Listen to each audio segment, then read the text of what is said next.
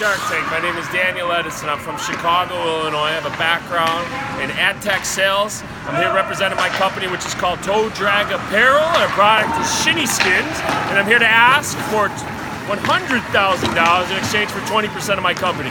My business is Toe Drag Apparel, and the product is Shinny Skins. Shinny Skins hockey socks. Shinny is a play on words. It's any time that hockey players are playing hockey when they're not on the ice. So whether it's in the hotel hallways or in the lobby of the rinks, they're playing shinny hockey. And Shinny Skins are socks that have hockey skates on the bottom of the socks, and then we customize the top half of the socks to be in conjunction with whether it's their youth organizations, team uniforms, or NHL teams, or Team Canada, or Team USA, whatever it is. We customize the top of the socks to whatever that team's going to be. So what are we going to do with the money if the Shark Tank sees things our way?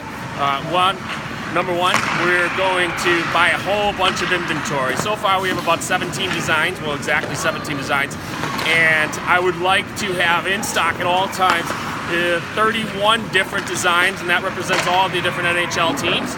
And then secondly is we really need to upgrade the website. Our website is a $1,300 website that just kind of barely takes orders, and we would like for that to look a lot cleaner, a lot more professional.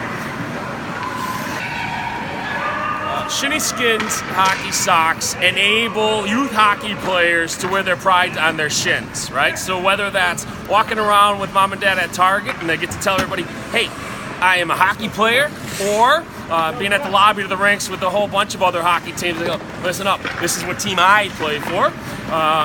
Regardless, either way, we're enabling these youth guys to wear their pride on their shins.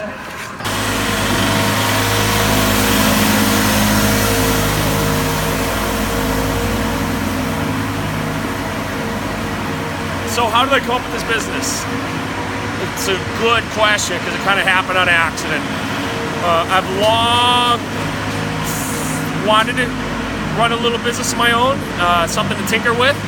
And what I thought was going to happen was that I was going to cater what I identified as a open space, and that was for off-ice apparel for the former hockey player, the ex-hockey player.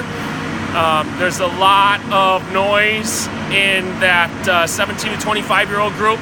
I try to go on some of those websites and buy, whether it's t-shirts, whatever it is, and it's just too noisy, too loud. I'm an old guy now, you know, and there's other guys like me, but we need subtle. So I thought that I was going to be going for what's trending up, right? Dress socks, hockey player dress socks. I thought I was going to be going into that, and then all of a sudden one of my designs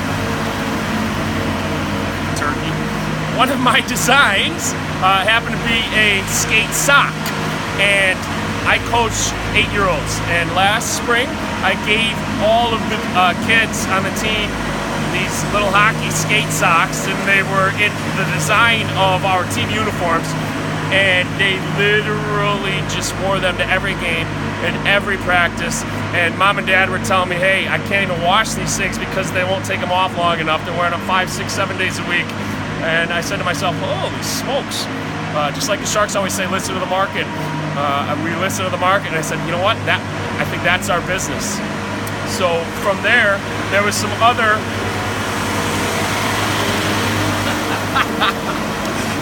there were some other organizations where I used to be a part of in Chicagoland, and I'd go back to those organizations and say, hey, what if we create some of these socks in the design of your guys' uniforms? And that took off too. That took off just as quickly.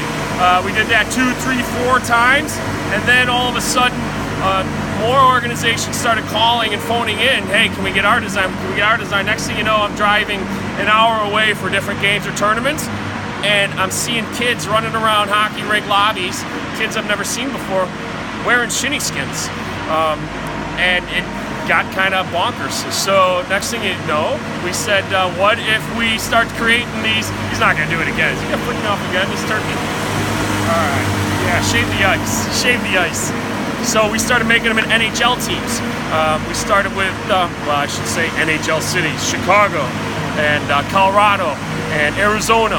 And all of a sudden, fast forward just a few months, I'm shipping to every province on a daily basis. I'm shipping to 14, 15 states on a daily basis. This past week, I shipped to the United Kingdom, I shipped to Japan, I shipped to Sweden. Things are getting crazy. We're in the largest, unofficially in the largest retail hockey pro shop in the world, and unofficially in the second largest also. Things are just happening really, really quickly. Now, here's the beauty, is that it's a one-size-fits-all skate sock, right? So I wear the exact same sock as my 8-year-old, and you know who loves that is the promotional people at some of these NHL marketing front offices, because as folks walk through the turnstile, it's not what size are you, it's here you go, here you go, here you go. So we're the perfect product for a bunch of people who are sick and tired, I hate to say this, sick and tired of the bobbleheads, quote, end quote, and now we're in that space for in-stadium giveaways, first 10,000 fans. We could easily slap logos on these socks. We're doing that right now, and we're getting deals that are coming in pretty quickly from multiple NHL teams. And then I'm talking about money. Yeah. All right. So everything that we've learned so far is that there is no IP protection on color schemes, and that's what we have. And I don't want to do more than that, right? So if the professional hockey team in Winnipeg doesn't have their logo on their socks, I don't want to have their logo on their socks, because I would only be cheesing it out. So it's perfect. And in terms of how much money do I have invested in the business, I've got about $20,000 of my own money in the business right now.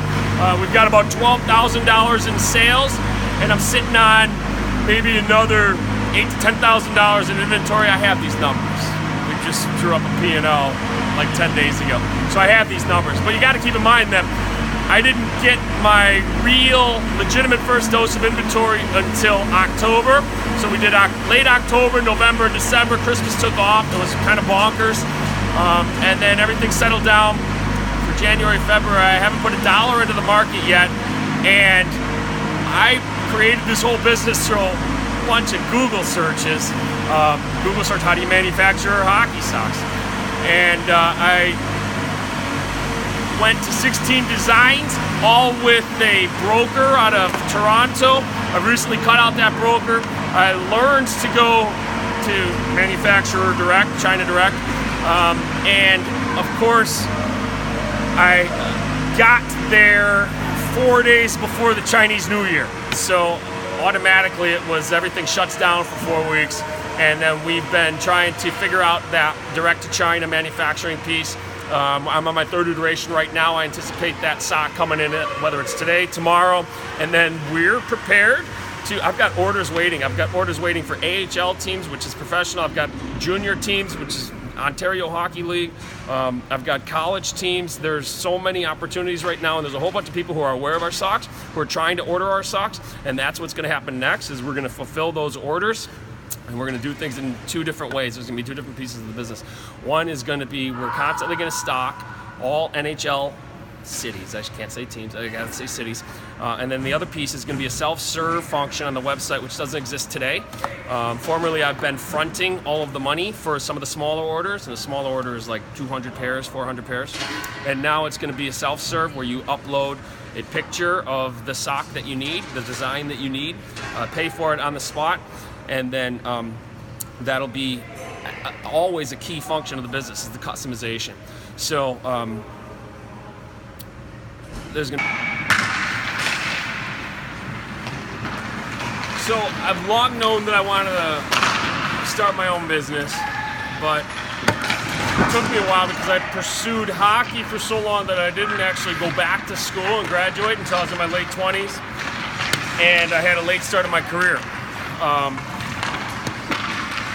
I think that I knew that I wasn't smart enough to just jump off and start my own business, so I had to gain a whole bunch of experience.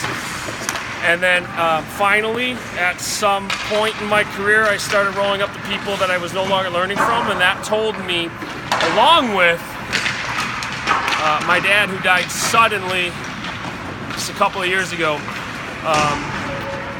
I think that really kicked in the fact that this whole thing happens really fast. Life goes by really quick. And it was time right then, after that happened, to go ahead and start doing and going for what I wanted to do and what I knew I wanted to do for a really long time. I didn't know what the business was. I'm glad that it came to me, but I knew that I wanted to do it for a really long time. I needed something to tinker with. I still have a day job. I still need to keep that day job afloat. So right now I work about a gazillion hours a day. I try to stay away from toe drag and shinny skins until after 5 p.m. I respond to those really important emails from noon to 1, but I need to keep my day job afloat, so I do that. And the reason that I do it, well, I'm gonna stop right now. We'll do it again. So the biggest reason I think that I wanted to run my own company and what I really want to